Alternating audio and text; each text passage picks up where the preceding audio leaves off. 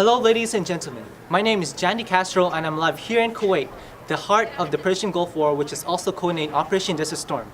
It is January 16, 1991, and today marks the deadline of the ultimatum that was embarked by the US government, Saddam Hussein, to leave Kuwait by January 15, 1991, or face a full attack by the multinational force. As you all know, Saddam Hussein is the current dictator of Iraq and invaded Kuwait with intention to take over its rich oil resources and personal gains.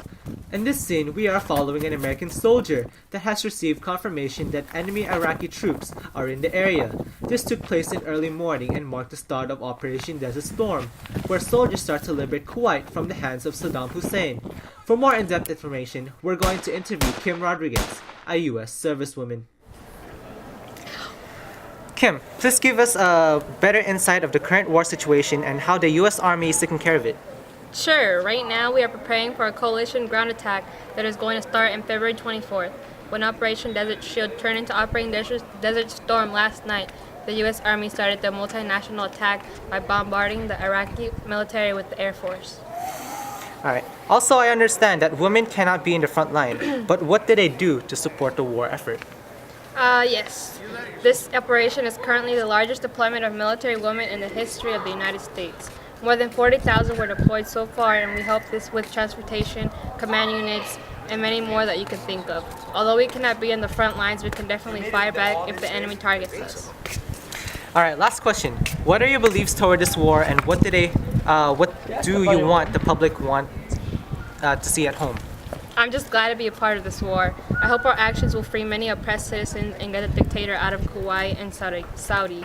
I just want our troops to see us as heroes and that we are doing this for a good cause. Alright, thank you, Kim, for your time. Now, to get a different perspective, we're going to interview a Kuwait citizen who was rescued last night from the operation. Hello, would you mind telling us your name? Fazanala. Thanks, Faiza. We're just here to ask a few questions. How did you feel the morning of August 1990 when the Iraqi forces started to invade Kuwait? We woke up to the sound of Iraqi tanks and troops advancing the streets of Kuwait City.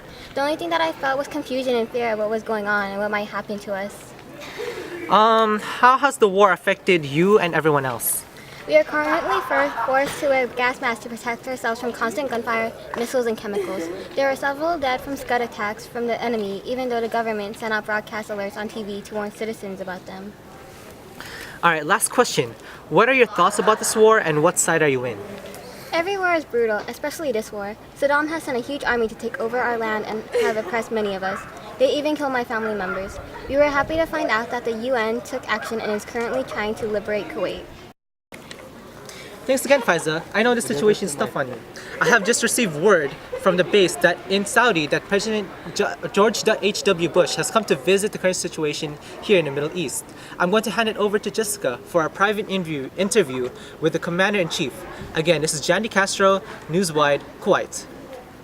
Thanks, Jan. I'm here with the Commander-in-Chief, George H.W. Bush. So, Mr. President, why did the U.S. and the UN take action in August of 1990 when the Iraqi forces marched in Kuwait? When the Iraq army invaded Kuwait, it also posed a threat to its neighbors, Saudi Arabia. Both of these countries are major suppliers of oil in the world. If Saudi and Kuwait would fall to Saddam, then the Iraq would control 1/5 of the world's oil supply. We had to take action in protecting the citizens of Kuwait and Saudi Arabia and their oil fields, or else it would lead to the nation's economic and political crisis. Also, can you explain to us what Operation Desert Shield and Operation Desert Storm was? Operation Desert Shield was a plan to protect Saudi Arabia in the last months of 1990. Over 500,000 troops were placed in Saudi Arabia in case of Iraq attacks on the Saudis. Operation Desert Storm started last night when there was no word from Saddam Hussein about getting his troops to leave Kuwait. Now we have to do it by force, by using our own army to liberate. Last two questions. How are you not going to repeat the same mistake that happened in the Vietnam War? And how does broadcasting the war on a regular basis shape the public's view of the war?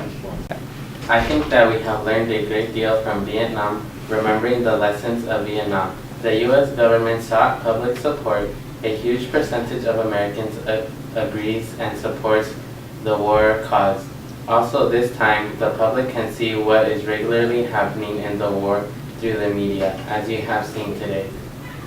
Thank you for your time, Mr. President, and may you have a safe journey.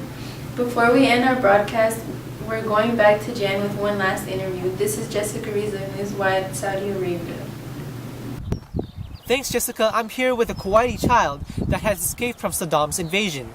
He walked miles to reach this destination to find safe refuge. Can you tell us your name? Musan Musin. How did you feel when Saddam invaded Kuwait? Yes, I heard tanks and soldiers coming, so I ran away and got separated from my mom and dad. We will try to find them, okay?